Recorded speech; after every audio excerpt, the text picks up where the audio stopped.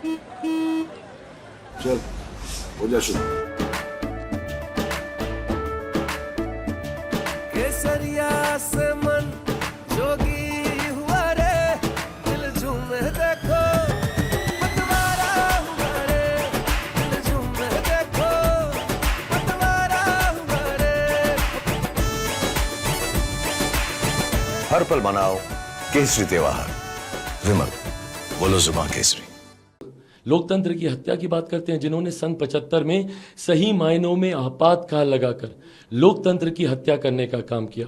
ऐसे में जब ये लोग संविधान की बात करते हैं, जब ये लोग आरक्षण समाप्त करने की बात करते हैं, आज आप सबके माध्यम से मैं डंके की चोट पे इस बात को कहता हूं।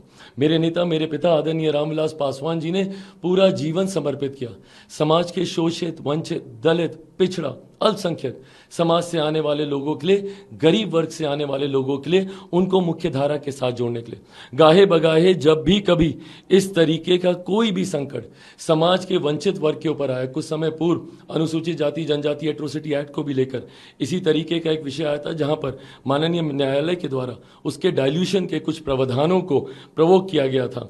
ऐसे 2015 का भी चुनाव अगर आप बिहार विधानसभा का अगर आप याद करेंगे तो पूरा चुनाव कहीं ना कहीं आरक्षण के इर्द गिर्द उसको बुन दिया गया। बार बार ये कहा जा रहा था कि आरक्षण समाप्त कर दिया जाएगा, आरक्षण समाप्त कर दिया जाएगा। 2015 में राजद के तमाम वरिष्ठ नेताओं ने इस तरीके का भ्रम फैलाने का प्रयास किया। आज 10 साल हो गए, क्या हो गया आरक्षण को? वैसे के वैसा ही है, बल्कि और मजबूती देने का हम लोगों ने काम किया। मंडल कमीशन को संवैधानिक दर्जा देकर इन तमाम चीज़ों को और सशक्त करने का हम लोगों ने काम किया। जो लोग इस तरीके का भ्रम फैलाते हैं कि संविधान को समाप्त कर दिया जाएगा, उन लोगों को समझने की ज़रूरत है कि ये संविधान डॉक्टर बाबा साहेब भीमराव अंबेडकर जी का बनाया हुआ संविधान है। ये कोई इतना हल्का संविधान नहीं है कि कल को जो आए और उस संविधान को वो समाप्त कर दे। और ख़ास तौर पर मौजूदा सरकार, मेरे मौजूदा प्रधानमंत्री आदरणीय नरेंद्र मोदी जी, जो इसी संविधान की वजह से 3 बार गुजरात के मुख्यमंत्री रहे, जो इसी संविधान की वजह से तीसरी बार देश के प्रधानमंत्री बनने जा रहे हैं। कारण क्या है कि कोई संविधान को बदलेगा या कोई संविधान को समाप्त करेगा?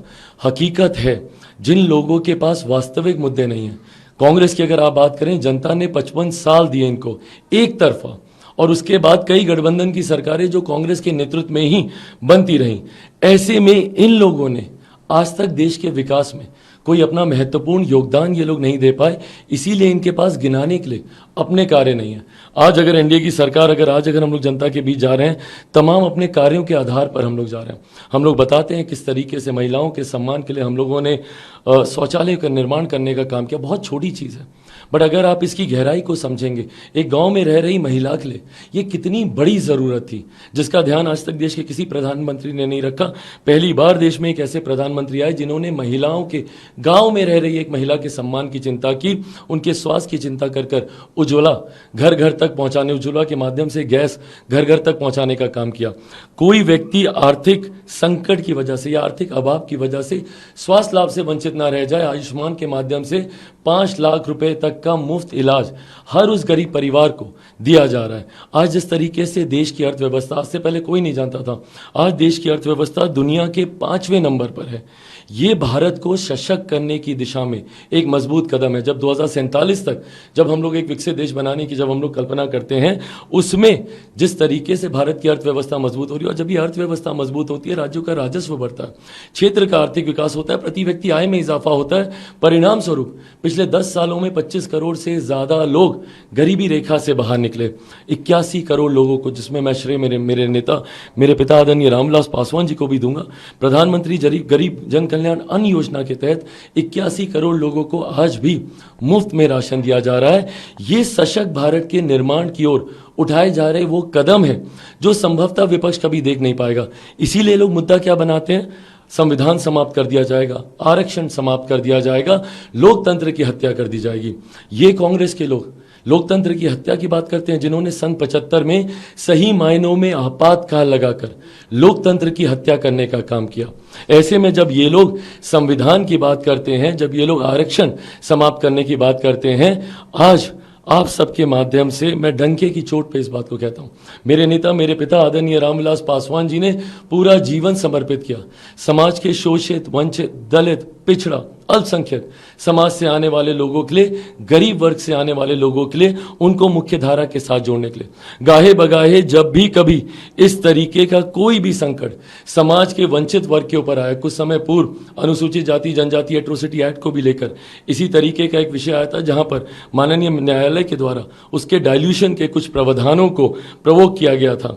ऐसे में उस वक्त न सिर्फ सरकार को कॉन्फिडेंस में लेकर, मौजूदा प्रधानमंत्री जी को विश्वास में लेकर हम लोगों ने संसद का सदन का सत्र 2 दिन बढ़ाकर हम लोगों ने उस प्रस्ताव को पारित किया और उसी कानून को जिस स्थिति में था उसी स्थिति में उसको पुनः स्थापित हम लोगों ने करने का काम किया।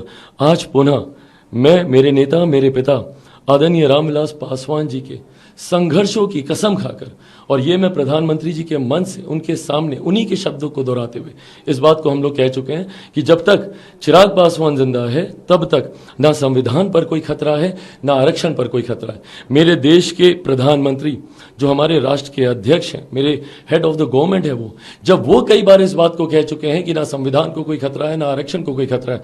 माननीय गृह मंत्री जी बार बार इस बात को कह चुके हैं। भारतीय जनता पार्टी के राष्ट्रीय अध्यक्ष जेपी नड्डा जी इस बात को कई बार कह चुके हैं। उसके बावजूद जिस तरीके से राहुल गांधी जी के द्वारा झूठ बोलकर और भ्रम फैलाकर लोगों को डराकर, क्योंकि इनके पास अपने द्वारा किए गए कोई कार्य नहीं है, तो अब लोगों को डराकर ये लोगों का मत हासिल करना चाहते हैं। यही कारण है कि कभी संविधान का डर दिखाकर, कभी आरक्षण का डर दिखाकर, कभी लोकतंत्र का डर दिखाकर इस तरीके के भ्रमित बातों को जनता के बीच फैलाया जा रहा है। चुनाव के दौरान ऐसे विषयों को उठाया जा रहा है जो कि सरासर गलत है।